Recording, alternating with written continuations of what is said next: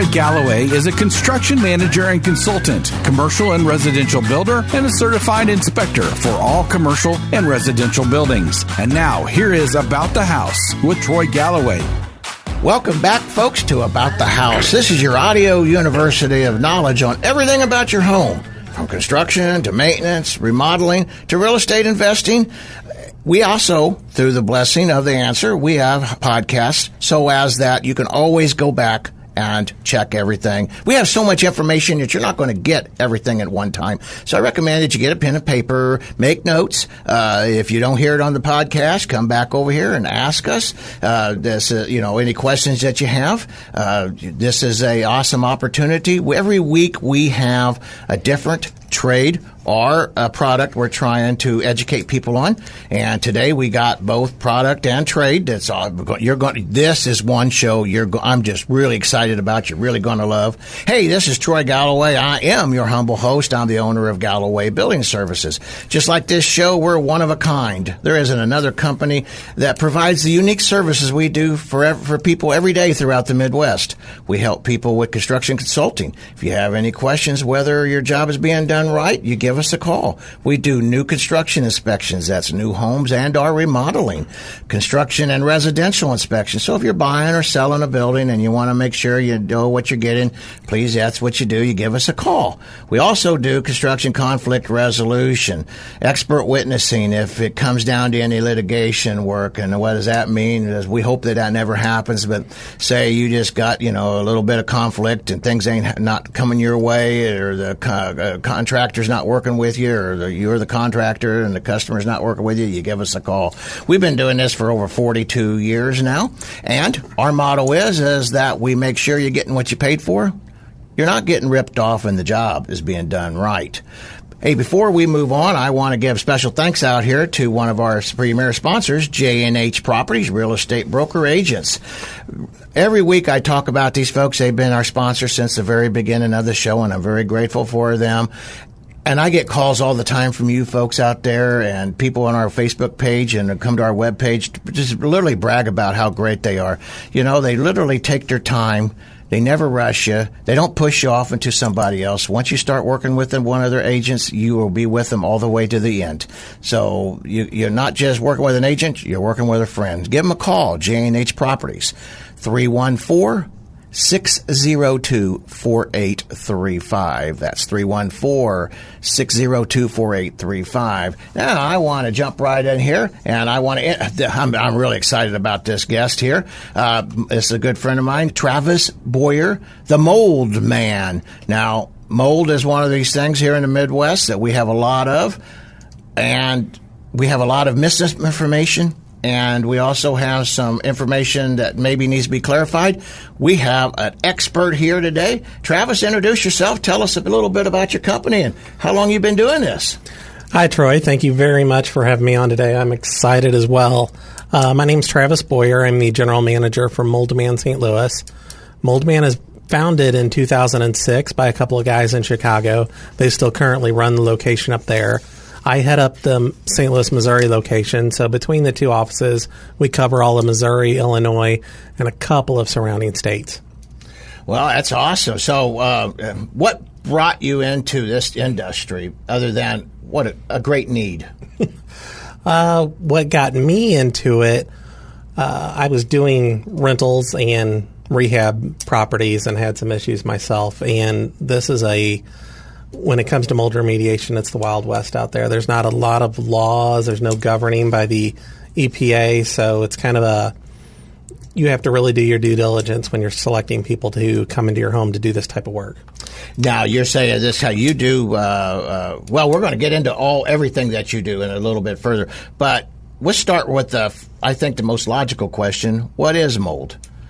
Mold is a microorganism that is called ubiquitous. It grows inside and outside, so you find it everywhere. It's going to be in every house, structure, apartment, office. It's already naturally occurring in every part of our environment, and we breathe it daily. When it becomes an issue is when it's heavily concentrated or growing inside your home. Now, we hear a lot about, of course, we know there's all kinds of mold, penicillin, and we see mold growing on the sides of houses, vinyl siding in particular, being organic material. But tell us about the black mold. This is the one, as an inspector, when I see this, I'm supposed to report it. Even if I don't know what it is, if it appears to be, we're supposed to always bring it to the attention. But tell the folks just exactly what it is and why it's bad. There are hundreds of thousands of species of mold, about 1,000 particular to the United States. As far as a quote-unquote black mold, there's actually not a species called black mold. Where that gets its term is mold, when it grows on drywall, is most of the time going to become the color black. And people refer that as black mold because that's the color. There's no way to determine if it's specifically black mold without getting into testing it. But at that point, it has to be remediated and removed correctly. So that's really what we're black mold. It's kind of a media term and how it came about. So on this black mold, why? I take it it's the worst, or it's the one that actually is the one that causes the problem. Mostly, there's 5 or 6 species that comprise the Stachybotrys shatarum genre of mold. Those are known to produce mycotoxins, which some humans, if they breathe them in, can be exposed to allergenic symptoms. I don't want to get into the health effects, but those are the ones that can produce things that humans don't like. So is this black? I can't pronounce that big long word, so we're just going to stick to black mold. That's fine, because that's a pay grade above mine. But when this black mold, is that also? We was doing an inspection here. You and I talked about this house. You went into it too, where fur was growing on it. Fur was growing on the mold. Now, furry mold, that black mold too, right? Or is it? It can be. When the house you're referring to, Troy, that was still, a lot of the building materials, as you know, were still wet. And when mold gets going on wet materials and there's nothing to dry it out, it is going to form some crazy shapes. We saw the furriness in that house. It'll also grow like long stalactites. You've probably seen those hanging off a floor joist. It can also start forming different colors. It'll be yellow, green, orange. We've seen red circles on the wall. So there's chemical reactions happening, and it's determining the color of the mold. So, yeah, it gets a little crazy sometimes. Yeah, well, that house was folks, you got to go back to it and check us out on Galloway Building Services Facebook page. I got videos of that. Now, we could never give the address of it, though Travis and I both know right where it's at. And you got to see it. I mean, that's my stars. I don't know if I ever saw one that bad. It was pretty rough. But where do you find the majority of your mold? It can be found anywhere in a house. The majority that we see here in the St. Louis area is an unfinished basement. Most of the time you don't have conditioned air down there. The space isn't being used, possibly just for storage. So you have stagnant, warm air. If it gets any type of introduction of moisture, maybe through a foundation wall, a basement window, that water is going to evaporate. As it evaporates, it raises the humidity. When the humidity in a room or an area reaches about 60%, mold's going to start forming wherever it's already at. Generally, that's the floor joist and subfloor. So we see a ton of that here in the St. Louis area. So I guess I didn't quite think about that, but it makes sense. So non-finished areas are non-conditioned. Well, let's say non-conditioned areas. Right.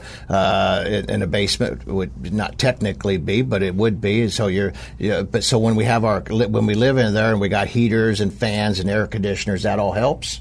The air conditioning helps because cold air is it's drying the air out, and that's what you want. Mold wants wet air. So if you keep the humidity between 40 and 45% in the house, that is ideal, especially in a basement. When you start getting to the upper 50s, then right at 60, mold will grow. So if you have an unfinished basement, we highly recommend some type of dehumidifier in there, especially if you don't have vents open in the basement where you can actually get conditioned air in there. Oh, okay. Well, that's really that's good information, folks. So just get you a dehumidifier. They don't cost what, $50, $100 or something? You're probably going to spend $150 up to $200. But nowadays, they aren't back when you and I were kids and Mom and Dad sent us down in the basement to empty the buckets. They've got a hose attached. You plug it in, set the percentage you want it to, and it runs automatically. So drains don't even automatically. fool with it. You hit a couple of buttons, turn it on, and let it go. There you go. So I should ask you guys to dehumidifiers, but probably not. Hey, we're getting ready to wrap up this segment here. I got tons more questions. We just touched it a little bit. Actually, there is so much information. We're gonna have to have Travis come back again because there's just no way we're going to get it all today. Well, thank you, folks, for listening to this segment of About the House. I'm your humble host, Troy Galloway, and we will see you on the other side. And remember, get that pen and paper, write down them notes. Travis is going to give you his contact information. You can also go through our webpage, www.Galloway Building Services, and our Facebook page. See you on the other side. Thank you.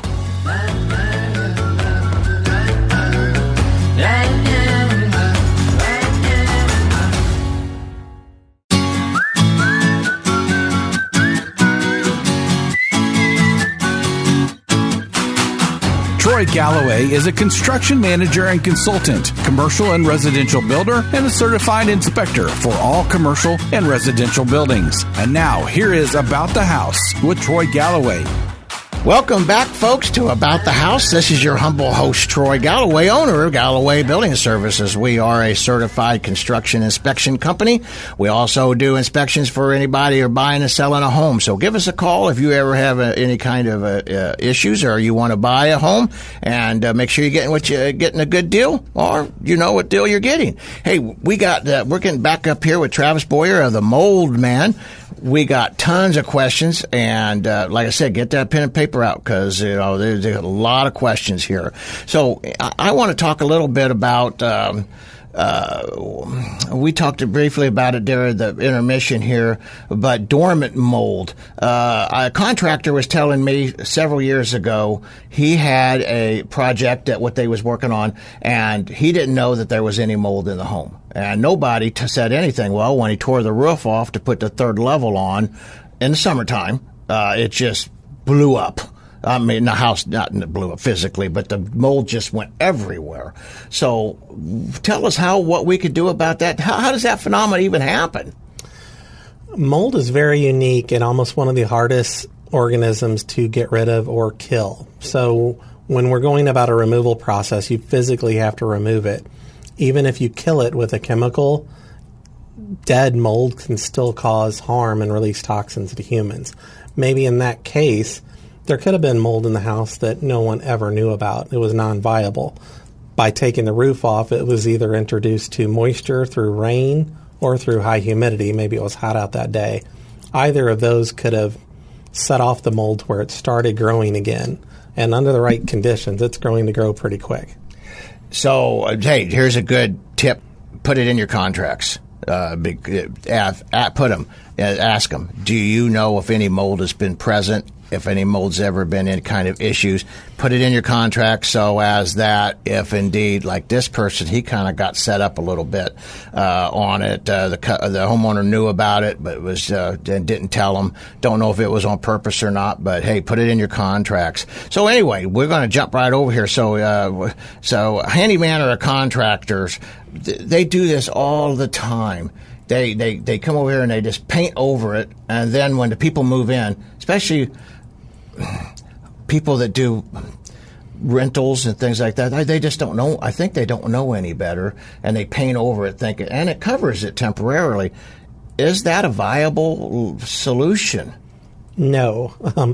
There are times when encapsulating can be part of the remediation process, but anytime someone just simply paints over it, the mold is going to come back. It will hide it for a period of 2, 3, maybe 4 months, but the mold will eventually start eating that latex paint and come right back through. Is latex paint an organic material? It can, and it's not going to differentiate between an oil base or a latex. It's always breaking down whatever surface it's on.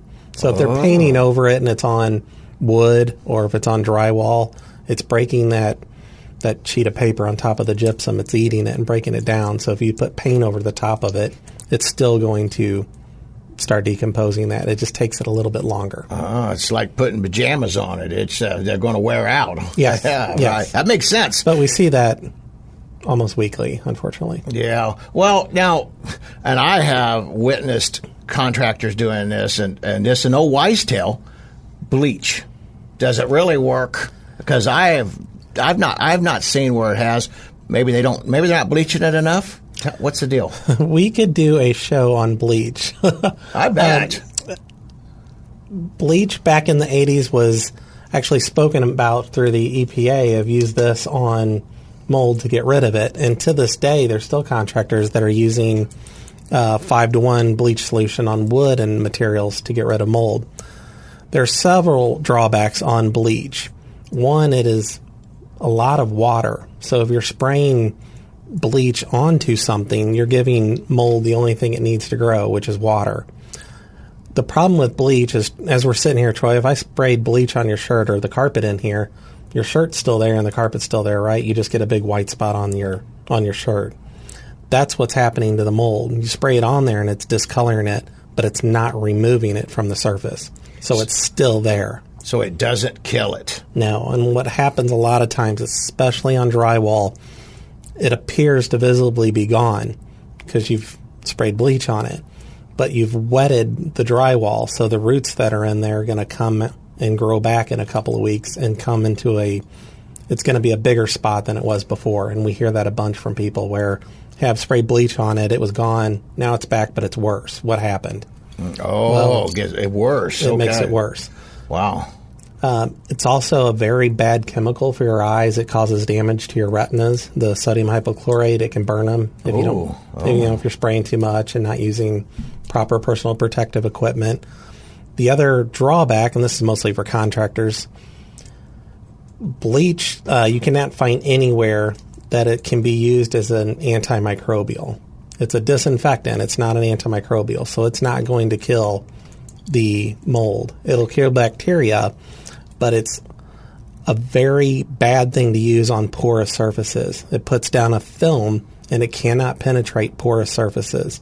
So on a solid surface, a solid countertop, a solid shower, it's great, and it works. And we've all used it for there. But if you're trying to spray it on floor joist or on drywall, it can't penetrate a porous item. And that's where a lot of people get in trouble trying to use it on those surfaces. A question that, because I told a lot of people of your show coming on here, and a lot of folks pretty excited about trying to learn more about it. One of the questions, I'd say probably the number one question I got asked the most to ask you, vinyl siding and mold on it. Is it bad for our health? I know it's ugly. And how come we can't seem like we can't get rid of it? Is it because is it bad for us?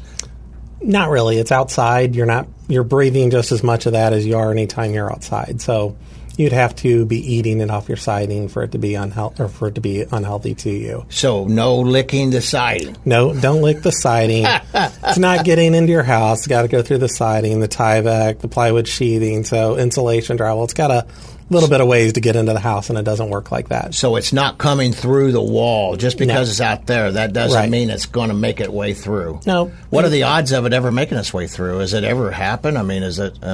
Not that. The only time I've ever seen that is where the vinyl siding is actually pulled apart and water's gotten behind the wall and gotten through the Tyvek, and then, as you know, it just domino effects from there. You get the wall wet, now you've got the insulation wet, then drywall. Then you're allowing outside stuff into the home. But as long as the vinyl siding's tight on the house and there's no leaks. Well, how come it grows on the vinyl siding? We see it more on vinyl than we do, say, and about any other type of material. That part of the house is probably facing away from the sun, so it's staying wet longer. It doesn't get the chance to dry out like the other sides of the house do. So as it just stays wet, mold's going to form because mold needs moisture or water to grow. What can we do can we do anything to ever stop it forever? A one-time shot so we don't have to do it again? Not that I'm aware of, and there may be a product out there that will help with that. I don't know, but there's nothing. There's a lot of cleaners that will get it off great, But as far as a true preventative to keep it from coming back, I've not heard of that yet. So does that like impregnate into the vinyl or the petroleum product itself? Is that how come you can only wash the skin off? Does it keep coming back, or is it new mold? It should be new mold, because you can use a pressure washer and just power wash it right off the side of your vinyl siding. Okay, so that's good to know. And was there any kind of solution you'd recommend for cleaning? So when we hire somebody to come out to do the washing, something special? There's a lot of over-the-counter stuff you can buy from the home centers that some just attach onto your garden hose and you can spray it and walk away and let it go. I've used just Simple Green because it's safe and biodegradable and non-hazardous to the environment. So that works for me. We've got one side of the house that does that to us constantly. So that's what I use. Well, I told my wife, now, I hope she's not listening because she'll hold me to this. I said, just get dark siding. They won't see the mold. I got some neighbors that need to do that. Oh, hell. Hey, folks, that really isn't the solution. Don't quote me because I'll be in trouble, both by my wife and by Travis himself. But all righty. Thank you, folks, for listening to About the House. We're getting ready to walk out of this segment and head to the next one. And like I said, get some pen and paper out there and, we'll make some notes. And we're going to have contact to Travis and if you have any other questions, because I know you're going to. And we will see you on the other side. Thank you for listening. Sponsored by Troy Galloway and Galloway Building Services, your top choice for professional home inspections in the St. Louis area. GallowayBuildingServices.com.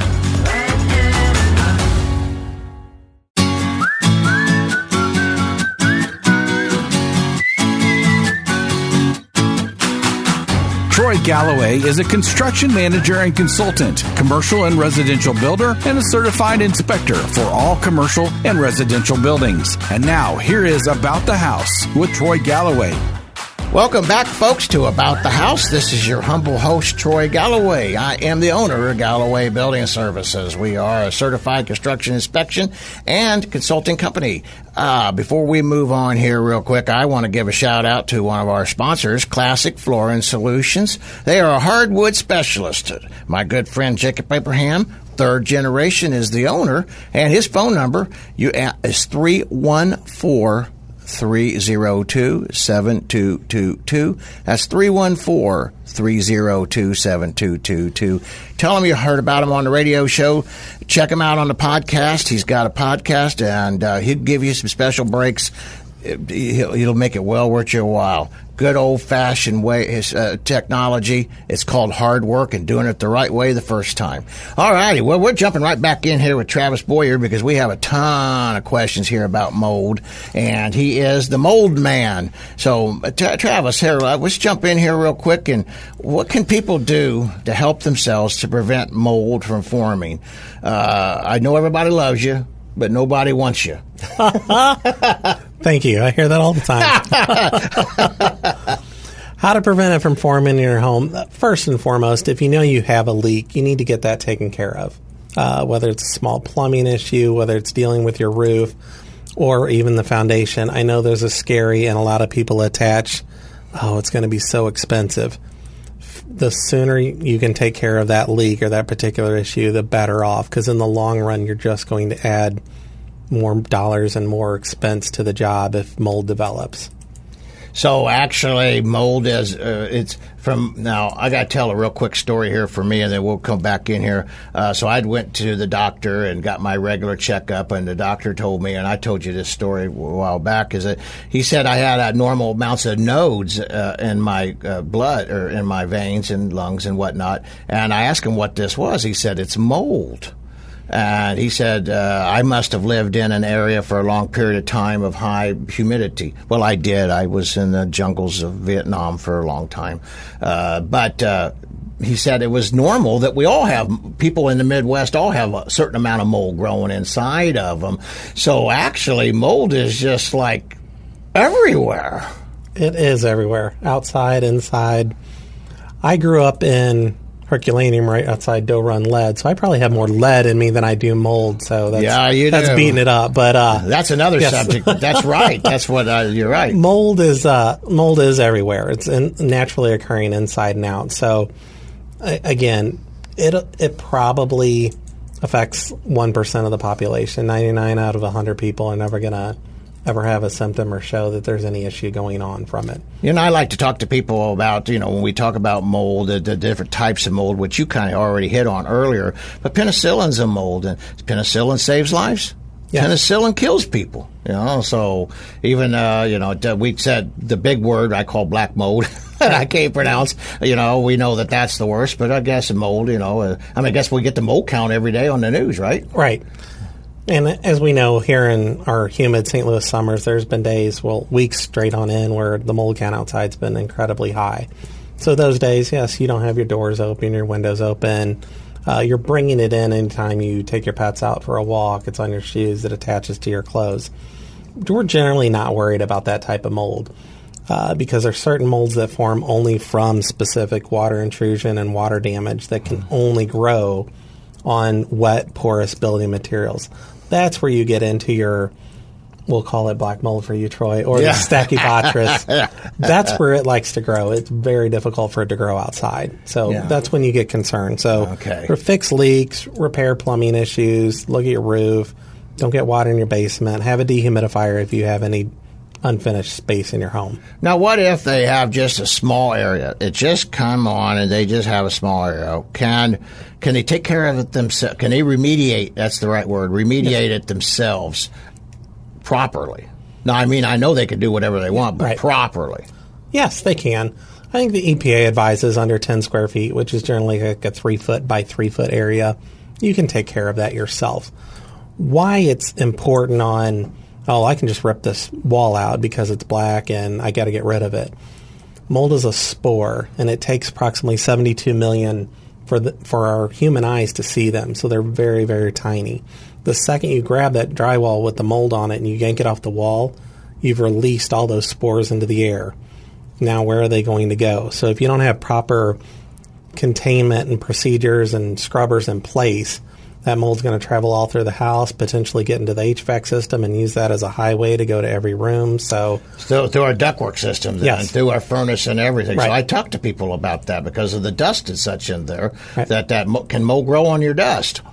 Yes, mold will eat your dust. Mm-hmm. I thought, I always was told that, but I'm not the mold expert, so I have good information. Well, folks, this segment just went so fast. We will be catch you on the other side. We're going to wrap up this segment, and like I say, you get that pen and paper ready. I want you to touch base with Travis Boyer, the mold man. He is the premier mold inspection and expert in the industry in the Midwest here, and he comes highly recommended. I highly recommend him, and you gotta touch base if you got a question. It's very safe that you make sure you do it right the first time. Thank you. We will see you on the other side.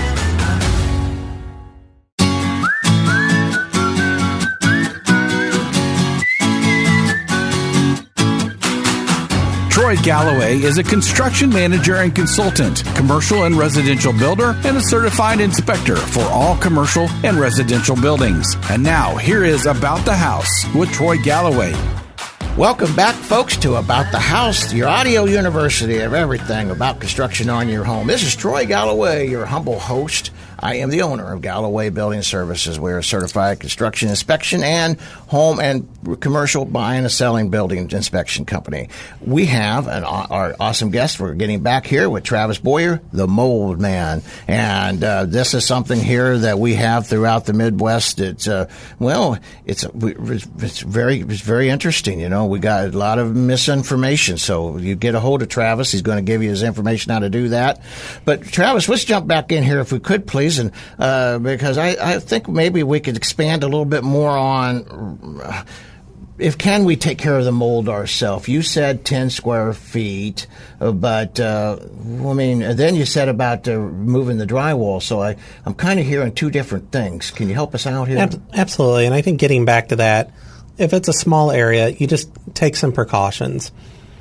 When you remove, for an example, we're using it on a sheet of drywall. So if we're cutting out a piece of drywall, don't cut it off the wall, bang it with a hammer and break it out, and then start carrying it through your house. Carefully take it out with a knife or a drywall saw, and then immediately place it into a trash bag. We'd prefer a contractor bag, something like 3 mil plastic or thicker. Tie that up or tape it up and immediately get it out of your house. So you're lessening the chance of you spreading those spores throughout. But those can be taken care of by yourself. Once that drywall is out, look to see if there's an issue behind the wall, repair any leaks or damage. But before you get in a real big hurry to put that drywall back, make sure that area is dry. Okay. So if the area is dry, I want to get back. We'll just jump on that question real quick. So if we get water in the basement. And Lord knows who hasn't got water in their basement, and this year of all years, an extraordinary amount of rain. But if they get it remediated, or get the water professionally taken care of, dried out by a professional company, in less than 24 hours, do you think he's going to have mold in there? They shouldn't if they have it taken care of that quick. It has to be a perfect scenario of, the actual porous material and water for mold to grow. And it can grow quickly in that point, but you're looking more at about 48 hours. 24 would be really tough. It'd have to be just the basement flooded and there's on drywall. It would have to be a situation like that. But normally 48 hours it can start forming in the quickest of circumstances. Generally, you're looking at 3 to 5 days. So, folks, that's a great to get this remediated. Get your water taken care of, your restoration. Now, do you folks do any of the restoration, or are you just mold only? We are mold only. We do not do any water damage. We can do a little bit of dry out. We have some great companies we can refer you to as well, but we're not the 24/7 when your pipe breaks at 2 in the morning to come out and clean up the flood. Let me ask you here, I don't want to run out of time because this is really important. So a lot of times a handyman is probably one of the worst about saying this, or even your general contractor said he could take care of your mold issue. Why would you not hire him and not a professional mold remediation contractor? I know that sounds like a stupid question, but it happens. It's not a stupid question at all, because we get asked that a lot. Hey, why would we pay for you when my handyman says he can take care of it? My landlord says he can take care of it. I think first and foremost, there are certain insurances mold remediators have to carry. We have to carry, work comp and general liability, but we also have to carry something called a pollution insurance specific for mold. That just obviously helps the customer if anything were to go south on the job. Your handyman, your landlord, and your general contractors aren't going to have that specific insurance more often than not. I'm not going to say they all don't. So I would, when you're asking them or talking to your handyman, ask them about their insurances. You can also, if you're a customer and you're looking for to do your due diligence for a contractor, and this is on any contractor, not just mold, ask for references. Ask how many particular jobs they've done that year. When it comes to mold removal, ask how many mold remediation jobs they performed this year or last year. Ask them if they need money up front or if they are taking full payment up front. We both know that those can be red flags if contractors are asking for a lot of money up front. So, absolutely. I teach a construction class at the college. Actually, it's coming up next week, folks. Check out our Galloway Building Facebook page. And that's one of the things I always say. Do not give.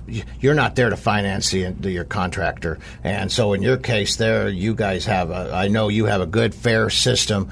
You got to have some money down. You got to have that to be legal. And Matt Nagel, who also was attorney doing one of our shows here, got a podcast. He said that got to have something to lock it down, but not to finance it. No, and we don't expect that. And actually, it takes a certain threshold of a job before we ask for a down payment. Most of the jobs we don't even do a down payment on. We just ask for payment at completion of the job. When you get your testing done, do you have it take it to a scientific lab to get the results back, or do you have a kit in the back of your pickup truck?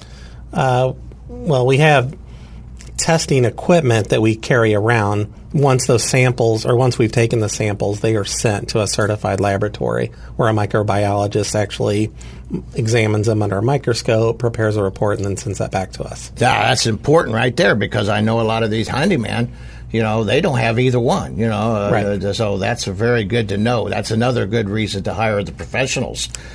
Well, there's times that, and you've probably seen this in basements where the floor joists have dried mud on them from where they got thrown onto the foundation wall where they'd been sitting in the yard for a year.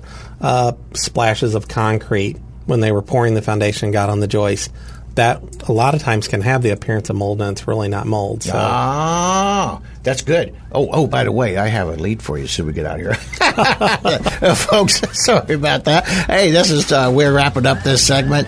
We're coming on back, and we'll give you all the information how to get a hold of us. Thank you for listening.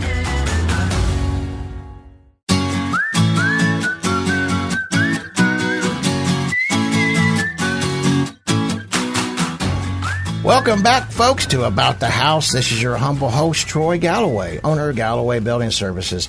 And we have been having a awesome segment here, our show today, with Travis Boyer, expert in the mold. He's called the Moldman. That's the name of his company. And hopefully we're going to have him come back, because I know we didn't touch on all of the questions out there. But Travis, help us out here, because I know that people have been making notes, and they're going to be reaching out to you. Tell us how to get a hold of you and your contact and whatnot. Several different ways. You can reach out to us on our website at www.moldmanusa.com. We've got some great information there. Hopefully it can answer other questions you may have.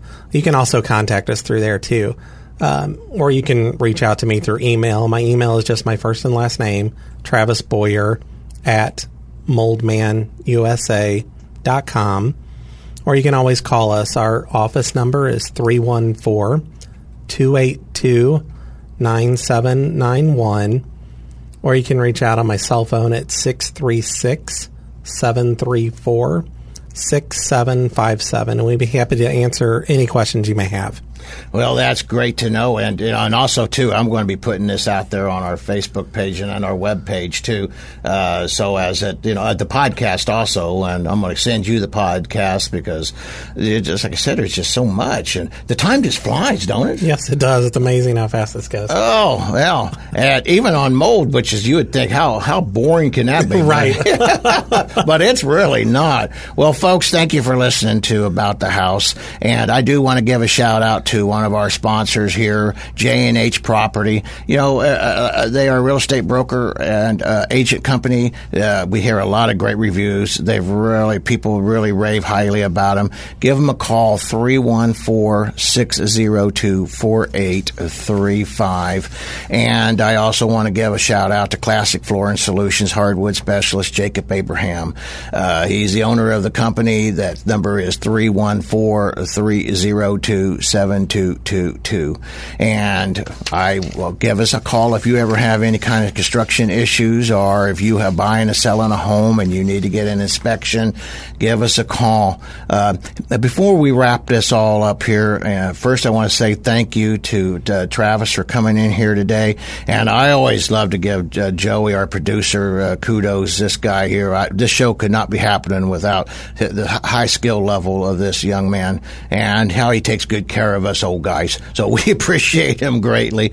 But I wanted to give also the Veterans Chamber of Commerce. This is a Chamber of Commerce just for veterans, and it's to help veterans, business owners, to be able to, well, not all veterans, not just business owners, too. Actually, it's kind of misleading. So if it's a veteran and he's trying to, learn how to get back into the world of doing resumes and getting jobs and interviewing and time management, all these things, they're there to help the veterans. And they're doing a fundraiser gala in October, the second Saturday of October. Go to our Facebook page and check it out, or go to a Veterans Chamber of Commerce Facebook page. They have a web page out there also. Check it out. If you could help in any way, help the vets. They give everything. And as you know, I'm a veteran, so naturally I'm kind of, soft spot for me. But, touch base with them and see if you could, come to the gala or hey, they got a jersey that of the Blues, and they're auctioning off right now. So that's another great way of helping. Well, next week we're going to have a great show. Next week we're going to be, actually I'm going to be doing the show. We're going to be talking about construction inspection specifically. And the following week we will be having a brick company coming on about masonry. You're going to love that. Folks, thank you very much for listening. God bless you all. We appreciate you. Sponsored by Troy Galloway and Galloway Building Services, your top choice for professional home inspections in the St. Louis area. GallowayBuildingServices.com.